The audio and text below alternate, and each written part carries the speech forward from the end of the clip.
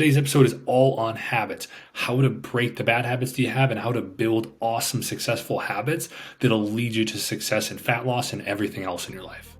This is the Lifestyle Nutrition Podcast. Our mission is to help as many people as possible get the information they need to achieve their fat loss goal and be able to keep those results for life.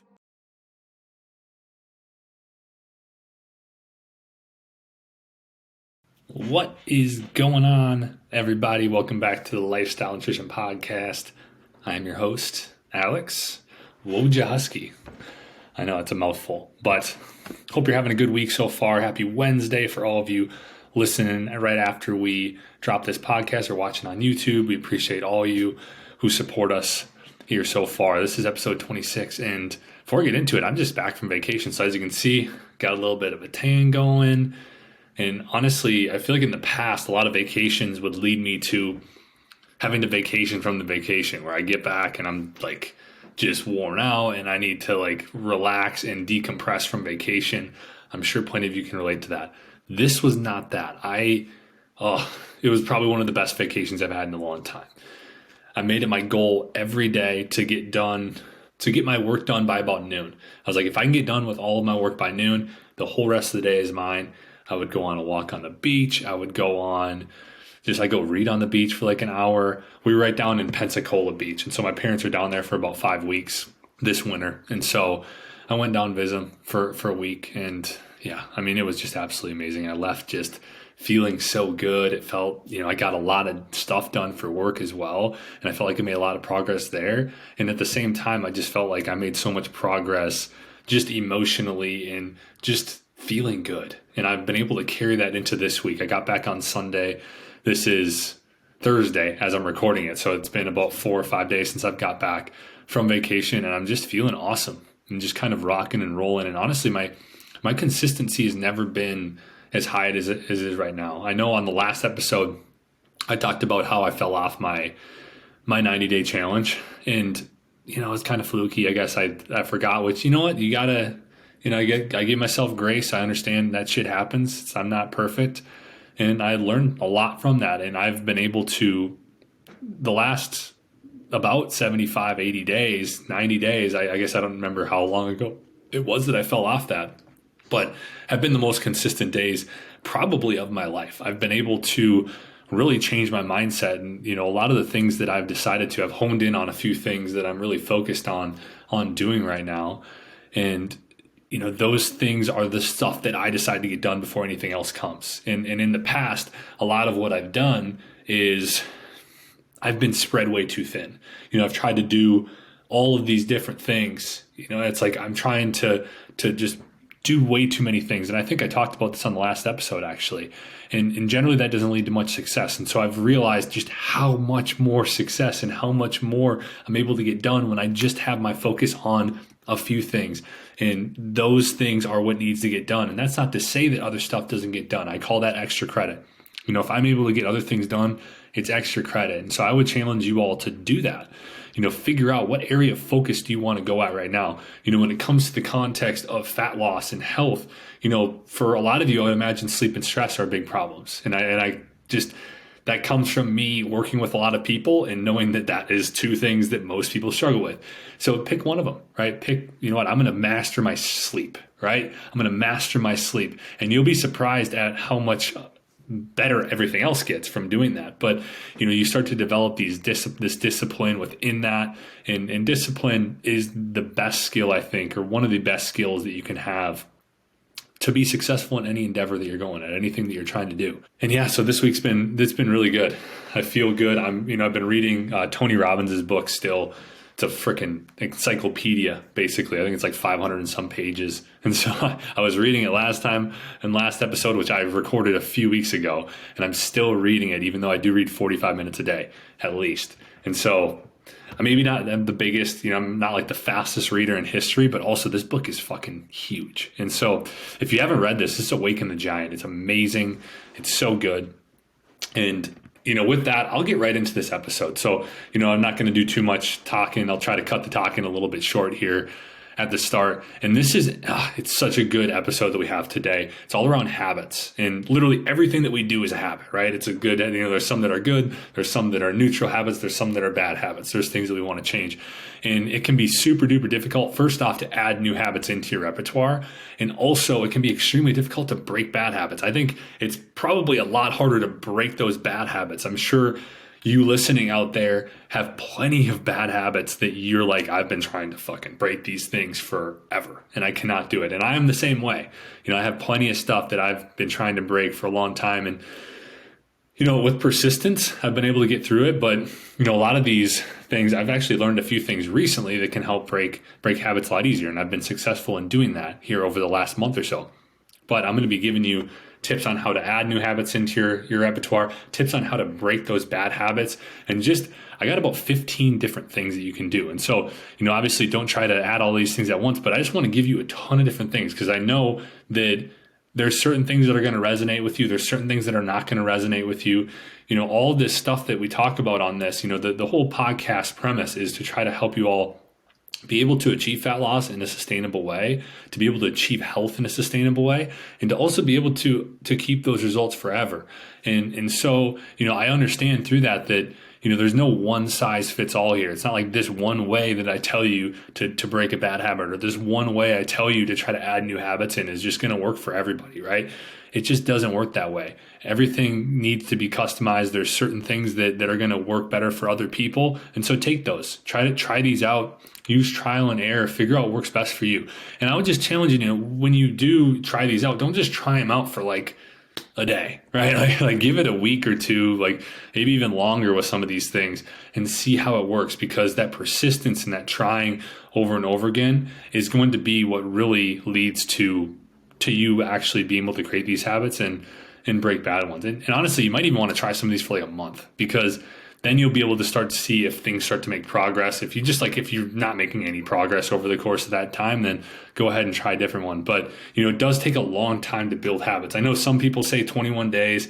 I don't know if there's like science around that or whatever, but I think it takes a hell of a lot longer to build habits. I would say 60 to 90 days of persistence to build habits that you really don't have to think about as much anymore. And so, just because you did something for 21 days does not mean that it's just going to be like habitual and that you're going to always do it again. Like, it takes a long time. And I've realized that through my 90-day challenge. I did 64 days of it.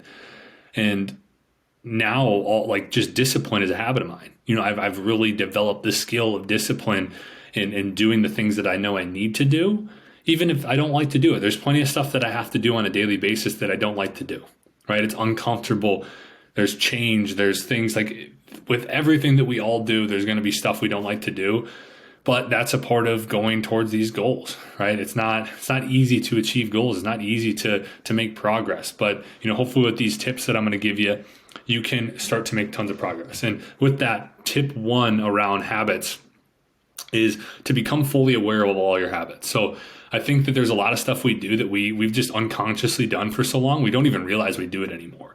And so I would just challenge you throughout the day, write down your habits, write down, good and bad things that you do, things that you're, happy about, things that you're not happy about, get them all on paper. And then I would just challenge you to write down, do you think this is a positive habit, a negative habit? Is this just a neutral habit? Whatever it is, write down what it is. Because if we have a full idea of our habits, we have a full idea of the ones that we want to change, the ones that are serving us, the ones that aren't serving us, the ones that are kind of right in the middle where it doesn't really matter that much, they're just things that we do and we need to do, then we're going to be able to have a lot better chance at changing those habits, right? And we're also going to have a lot better idea of how we can add new habits in, because there's going to be some other things I talk about on this list that are going to help you. If you know where these habits lie, you can start to do these habit stacking things, which is which I'll just go right into that one. That's a little bit farther down my list, but if we can't change what we're not aware of. And so that brings me into number 2. Tip number 2 is, and this is for adding new habits in. If you want to add a new habit in, start habit stacking. And I got this from Atomic Habits. And I think there's plenty of these from Atomic Habits that I haven't read the book in a while. It's one of the best books ever. If you have not read Atomic Habits, I think it's by James Clear. you need to go get that. It is just amazing. And you're going to probably see, these type of things he talks about in that book. Like I have plenty of these things are from him and from reading that book. But habit stacking is just to link a few habits together, pairing these, like doing, or adding the new habit that you want to do just on the heels of a current habit that you already have. And so like, let's say that you have a habit of you make your bed every morning and you're trying to drink more water. Then what you could do is you could, after you make your bed, you could just make it, like after I make my bed, I'm going to drink 20 ounces of water and get into that habit of stacking it right after you do that one thing. And that is going to make it a lot easier because you have that, like the cue of I made my bed, now I'm going to drink water. And it might not be right away that happens, but this is one of the easiest ways to add new habits in. Maybe you're trying to add in a habit of walking more. One of the greatest habit stacks here that I like to use is after every meal, I'm going to go on a walk. That's a great way to add more movement in. Maybe for you, it's like, after I brush my teeth, which I do every day, I'm going to go on a walk around the block. These simple things we can do to just like have just one habit right after one that we already have is going to be an easy way. Because I think one of the hardest things with habits is that like, if we just try to add it randomly throughout the day, there's no set in stone time. And so this gives us a set in stone time to do this. And then once you do it over and over again, eventually it becomes easier, it becomes second nature, and you don't even think about it again. I honestly have the habit of water where after I get up, after I do my meditation, I drink 20 ounces of water. And that's become a habit of mine just ever since just starting to do that. I've just kind of started to habit stack some of these different things in my life. And that leads me to tip number 3 around habits. And that is this is actually a newer one. And this is something that I've learned from Tony Robbins' book, Awaken the Giant. And this is attach as much pain. And this is to change a habit. So like if you have a bad habit, you want to attach as much pain as possible to that habit that you want to quit. And then you want to attach as much pleasure to the replacement habits. You want to make sure if you do have a habit that you're trying to change, that you have something else that's going to fill that void that you can bring in its place. And so if we struggle to remove that bad habit in our life, it's generally because we have not yet attached enough pain to that habit. I've had this happen so many times where I keep, you might see like you keep trying to change something and you keep going back to it. You may be successful for a little bit, but then you go back to it and you keep coming back to it. And so what we need to do is just what I like to ask in this scenario, I've actually had a lot of success doing this in the last month since starting to read this book, is what is the worst case scenario if I keep doing this bad habit? Because I think a lot of times what we don't do is we don't drag that along. And we just think of in the short term that the pleasure that it gives us in the short term. I mean, you think about, some of these foods that we eat that maybe we don't want to eat because they don't make us feel good. But they make us feel good for the first few bites because they taste good, right? And then you forget about that afterwards. And so let me give you an example of this though. So from drinking, so when I drank, I kept, I associated a lot of pleasure with alcohol. It got me out of my body. It got me out of my mind. It gave me this false confidence that I could go talk to girls, that I could, be this outgoing person, that I could be, whoever I wanted to be, right? I could be whoever I wanted to be. And it just basically lowered my inhibitions to the point of I could do these things that I maybe wanted to do, but I was, didn't think I could do in my own just sober self. Right. And so when I started to go down this path and eventually I got into a lot of pain because it just accelerated these mental health struggles that I was having in my life. And it got to the point where I just really didn't think if I kept going down this path, like with all the heavy drinking and all the mental health struggles that I would be around too much longer. And so I associated with alcohol, I associated it to, and what I think about it now after I'm almost 2 years sober at this point, is I think of all the deep, dark mental health struggles I was in. I think about potential death when I think of alcohol. And so it makes it so it's really hard for me to go back to alcohol because I associate it with my darkest days. I associate it with me getting into a place where I felt like I wasn't going to be around very much longer. I felt like maybe death was on the horizon if I kept doing some of the things I was doing. And I felt terrible. Right. And so maybe for you, and as an example, if you're struggling to quit alcohol, I mean, first off, you can go get help. I read the book, How to Control Your Drinking by Alan Carr, and that helped me quit. It helped kind of reverse some of the things that I thought I needed alcohol for. But what you could do is like, maybe you're like, you know what, the worst case scenario is I die, right? Like, and I'm not here for my family. I'm not here for my kids. I'm not here for these people. Maybe you visualize like your kid or your spouse giving like the eulogy at your funeral, right? Like when you think about alcohol, that's a lot of pain, right? That's going to cut pretty deep. You're like, wait, like if I keep going this way, that is potentially what could happen. It could make it a little bit easier to change. And so if you apply that to other habits where it's like, I have this habit where I hate this thing that I do, where I constantly eat this, and it always makes me feel terrible. And then, that kind of spirals into this. It's like, what's going to happen if you keep going down that path? Oh, if I keep doing what I'm doing, then, I'm going to get all these health issues. My doctor already told me I have I'm insulin resistant, and, it could lead to diabetes, and then, all these things. And you can kind of walk down what's the worst case scenario you can think of. And that can make a lot more pain in your life to allow yourself to actually be able to change.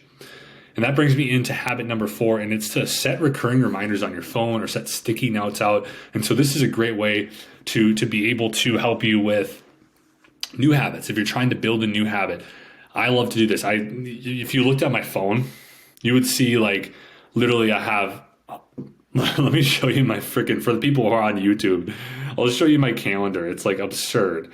Like if you see my calendar, it's like, those are all reminders, right? And those are meetings, those are different things, but they're also like things I'm trying to remember to do because I want to build a habit with it. And what I do is I just set recurring reminders every day to do these things that I want to do. And eventually they become a habit over time, and I delete them. And that's something you could do. You could also like set sticky notes around. Like if you have common places, if you're trying to drink more water and you have like common places, or if you're trying to go on more walks, you have common places that you just like you sit around, like, your desk, or like, the refrigerator. Like you could put like sticky notes, like, hey, drink water, drink 20 ounces of water, go on a walk, like these things that could remind you in these different places that you generally go to be able to do these things until they become more of a habit. So that is one of my favorites as well. Tip number 5, start small. I literally talk about this all the time because this is huge for any habit that you're trying to build. Don't go 0 to 100, right? This is probably one of the biggest things that makes new habits tough for people. Just say 2 is because they go way too hard, way too fast. They try to go from, working out 0 days a week to 5 days a week. They try to go from, walking 2,000 steps a day to 10,000 steps a day. They go they're going all or nothing here. And so start doing things like, this is a small thing from Atomic Habits as well. He says, start by making sure you can do these habits in 2 minutes or less. So like if you want to start to build the habit of, walking, right? Like start by walking around the block or walking like to your mailbox and back. Like, these small things like that can, start to build up. And basically what it does is it starts to allow you to show up for yourself every day. And it starts to become a habit to do these in small things. And then as that becomes a habit, you can do it in larger quantities as well. Another example is to start with, exercising 5 minutes a day. Start with 5 minutes a day. I think everybody can find 5 minutes a day if you're trying to build an exercise routine. Start from there, and if you're trying to read books, start by reading 1 page daily. Build up from there. These small things can allow you to build the discipline and can allow you to build the habit of doing this thing and showing up for yourself so that it does become a habit that you're doing day after day.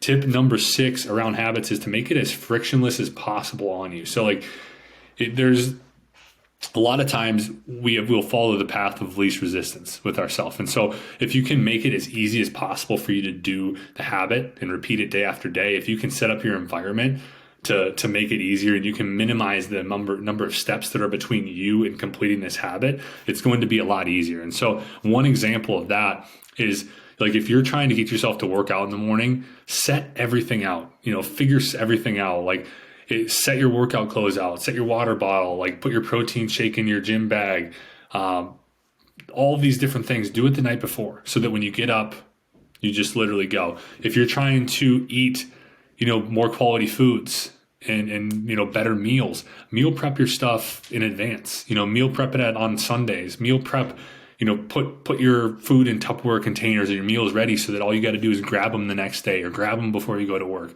All of these things are going to minimize the steps between you and doing the thing that you want to do, and it's going to be a lot easier for you to add these new habits into your life. Tip number 7 is to try to automate as many habits as you possibly can. And so this one's a little bit, it's not necessarily related to fat loss maybe as much. I don't think there's probably not a lot of stuff you could do to automate just different things. But, if you're trying to like focus on, finances and stuff like that, a simple thing would be like, this can just save you time in general. Setting up, auto pays for your credit cards or setting up, like if you're trying to invest more, like setting up a recurring monthly investment into your like Roth IRA or into the S&P 500 or into whatever that you're trying to invest in. Like that's just kind of a simple thing of automation. I just wanted to toss that one in there. And tip number 8 is to give yourself a nice reward for completing the habits.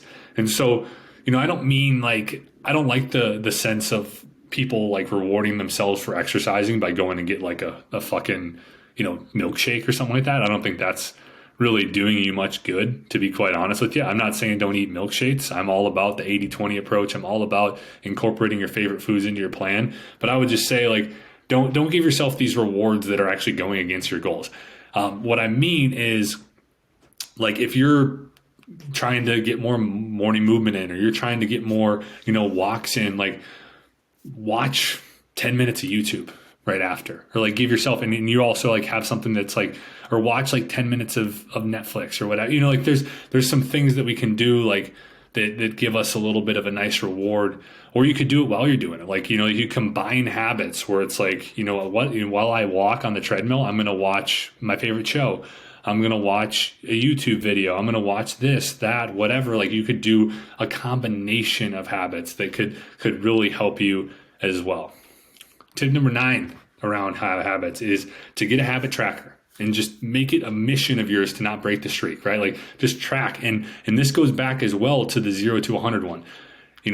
Don't try to do too many habits at once, right? Like I think I'm going to add that in. I don't even know if I have that on the list here, but make sure you're not trying to add too many habits in at once. Add like one, maybe you could try to do 2 habits at once, but just like try to add like a very small amount of habits into your repertoire at once. Because it's already hard enough to change. It's already hard enough to add new habits in, let alone if you're trying to add 5 new habits in at once. And so create a habit tracker. Oh, I'm trying to drink this amount of water a day, or I'm trying to drink, go on this amount of walks. So I'm trying to work out this amount of times per week, and just basically don't break the streak. Hold yourself to it. Make sure that it's non-negotiable in your life, and just track it every day. Make it a goal to not miss 2 days in a row. If you do have a day off, right? Like we're going to have times where we fall off, right? We're going to have times where we miss a day, something comes up, like shit happens, right? Shit always happens. And so if you miss a day, get back on it the next. I cannot stress this enough. You're only 1 second away from getting back on track. 1 second away from getting back on track. It's literally a mindset. So get back onto it as quick as possible. And you will just create that habit as well of being somebody who doesn't just sit around and wait till Monday to restart, or doesn't just sit around and feel sorry for themselves because they fell off. Like you understand, like you can't control the fact anything else past that. You fell off, right? Like you can't control the past anymore. So let's control the future, or let's control this moment. And what we can control is us getting back to it. Tip number 10 is to make bad habits as hard as possible to complete. This is like making it really hard on yourself to do these things, like increasing the number of steps between you and doing the bad habit. Like if you struggle with TV, right? If you struggle with Netflix, like unplug your TV and like put it in the closet. I think this might be an example from Atomic Habits as well, but literally like creating as hard of an environment as possible. Because when there's more resistance to do things, we're going to be a lot less likely to do them, because our brain just wants the easiest thing, the easiest path possible, which is why for bad habits, we want to increase the steps to doing it. Like if you're like, you know what, I struggle to eat ice cream, like, one way, like, and this is me, right? I struggle to eat ice cream. I love ice cream and I eat it like a good amount. I make sure I include it in my plan, but I also don't keep it in the house because I know when it's in the house, it's going to be gone. And so I keep ice cream out of the house. And so the steps for me to eat ice cream are to go out of the house and get ice cream, right? That's a pretty good amount of steps. And I do that because I do want to make sure I have it in my plan. I love it. And I think it makes my plan a lot more sustainable to have it in there. But understanding that, that's what you can do. Like a lot of people, they have all these foods that they struggle with in the house and they wonder why they keep eating it. Well, get it out of the house and you're going to increase the amount of steps to go get it. And I'm not saying to not eat it, right? I'm just saying that if you struggle with it and it's a problem, let's get it out of the house for a while, and then we can develop a better relationship through, learning to live without it, learning to go get it, and kind of training your brain that you can have it in smaller quantities. Tip number 11, tip number 1 is to create a contract with somebody for your bad habits or for your good habits. And so this is like you could have like friends or family involved where you're like, if I do this habit, I have to do this. Like it could be like a public punishment, or like you could like have to pay them for this stuff. Like it's basically an accountability partner, right? This will really, really hold you accountable if you have like money on the line, or if you have like something embarrassing that you have to do if you don't complete this. It's like every time you do like some certain habit, like that you like say you have a bad habit, some certain habit that you don't want to do, like, I'm trying to quit smoking. Like every time I smoke, I have to pay John $500. Right. And I mean, that's an example. Like there's a million things. Just think of your bad habit, right? It's like, if there's something you're really trying to change, like set up a contract to somebody where it's like, if I do this, I'm committing and I'm not going to do this. But if I do this, I'm setting up a contract with John or Susie or whoever, and I'm going to pay them money if I do that. I did this with my brother about something. Actually, I did this with my brother about drinking. It was like a sober January, like not too long before I ended up quitting alcohol. And I was like, I'm going to, like, I pay you $100 if I think it was $100. It was like 50 or $100. And maybe that cost wasn't enough. I don't know. But I failed that and I actually paid him money. But it was like a sober January. And that was 3 straight sober Januaries that I was not successful with. And then I quit. And so I've had a few sober Januaries in a row. It's good. But another example for a good habit is just like, if you're trying to work out 3 days a week and that's like something you're committed to doing, like, every time that I don't do that, if I don't work out 3 days per week, then I'm going to buy my significant other, or I'm going to buy, my best friend a steak dinner. I'm going to buy, like this, you have something that you buy them, like some clothes or something like that, or like it's kind of the same type of thing. But that's a really good way to make it so that you have to do these things, because you don't want to pay them, you don't want to, and if you make it enough, right, you're going to be pretty committed to not doing it, because that's a lot of pain, right? Like that's a lot of pain to have to endure if you do that thing. So it kind of goes back to the pain pleasure thing with all this, right? If we have more resistance between us and the habit, there's a lot more pain involved in doing that. If we have less resistance and we minimize the steps, there's a lot less pain involved in doing that new habit.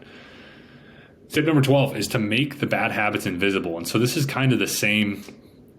This is very similar actually to, some of the other things I've talked about, but just like, remove things from your environment, reduce the exposure that you're having to some of these bad habits. If you can figure out like, generally when I see this, like, I end up going to the cupboard and I end up like, binging, or I end up like eating, a ton of food. Like I've had certain things where it's like, when I think about, this, then all of a sudden I get into this mode where I need ice cream. It's like, it kind of throws me off. So if you can think about certain cues that might come up, like certain things that you have in your house that really throw you off and allow you and kind of send you down this whole spiral of doing some of these things you don't want to do. If you can remove those things, it's going to be a lot easier. So another example is just kind of with the food that I just said in the last one, where if you struggle with ice cream like I do, or if you struggle with sweets, or you struggle with whatever, getting it out of the house is removing, like it's making it invisible, right? Like you're not seeing it. Like, cause when I have had ice cream in the house and I see it, that's like the cue. It's like, oh, you know what? Ice cream sounds pretty damn good right about now. And then I eat it. Right. And so if I don't have it in there, then it's like, you know what? I'm feeling kind of ice cream. And then I go out and I can get like a pint of Halo Top or something like that. And I come back and I eat it. And that's cool too. But also like removing that cue, removing the foods that you struggle with, like it's going to make it a lot easier to not do some of those bad habits. So a few more left here. We got number 13. Tip number 13 is to highlight the benefits of avoiding the bad habit.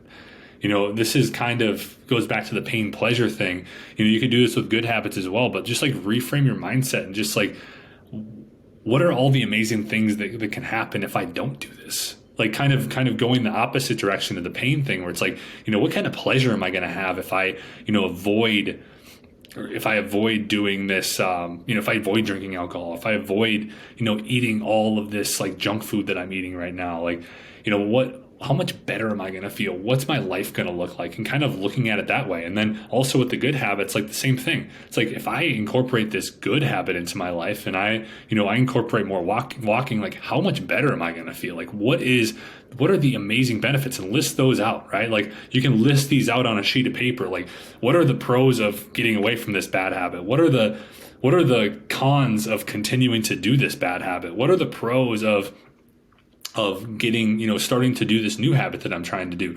What are the cons, or what are the cons, like if I don't do this, or what happens if I don't do this? Like, what is my life going to look like? And you start to kind of paint this picture of like, okay, like it's back to the pain pleasure balance, where it's like, there's a lot of pain associated with me not changing this, or there's a lot of pleasure associated with me actually changing this. And you start to get a good idea there.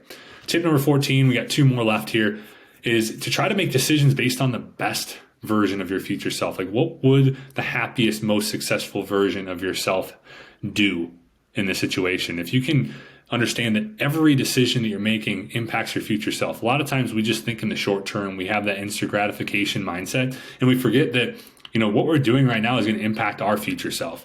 And so if we can kind of think of that way, like, oh, I want myself to feel better in the future. I want myself to grow and be successful and do all these things that I'm after. Then we can start to step into that identity, and we can start to incorporate the habits that person does, or that I want my future self to have, and start working towards developing those habits and developing those skills that you want, because it starts today, right? Like we can't change any earlier than today. I heard something. I think it was like the best time to change is 20 years ago. The next best time is today. It's something like that. Like there's some sort of thing. And so it's like, you can't change yesterday, right? But we can change today, and we can start to incorporate new habits. Then the last one is tip number 15 around habits is to don't expect them to change overnight. It's so easy to give up on these things super quick. You got to be persistent with this. You got to keep going. You got to keep pushing. You got to keep reminding yourself it doesn't always happen overnight. And remember, don't try to do a million habits at once. Just try to stick with 1 or 2 different habits that maybe you're trying to change, you're trying to add into your repertoire, and you'll be a lot more successful that way. And so hopefully this has been helpful. Gave you a lot of stuff there. And so like I always say, like, don't try to do all this stuff all at once, but take some of these things and try them. Like try one of these things and be like, okay, let's try to change this bad habit that I'm after, and go at this list and utilize it and be able to start making that progress that everybody's after. Because I think everything comes down to habits, right? Everything we do is habits. And so I think this is just a great way to see better results in every area of your life. And, if this is helpful, please also make sure to rate us. Please like this, subscribe, just send this to a friend, whatever you got to do, whoever needs this. Like, we appreciate everybody joining or watching, supporting us. And, it really, really is, from the bottom of my heart, it's amazing. And this is why I love doing it, is to try to help all of you get a little bit closer to where you want to go. So we appreciate the support. Thanks again for taking the time to watch this or listen to this episode this week. And I hope everybody has a good rest of their week, and I'll be talking to you soon.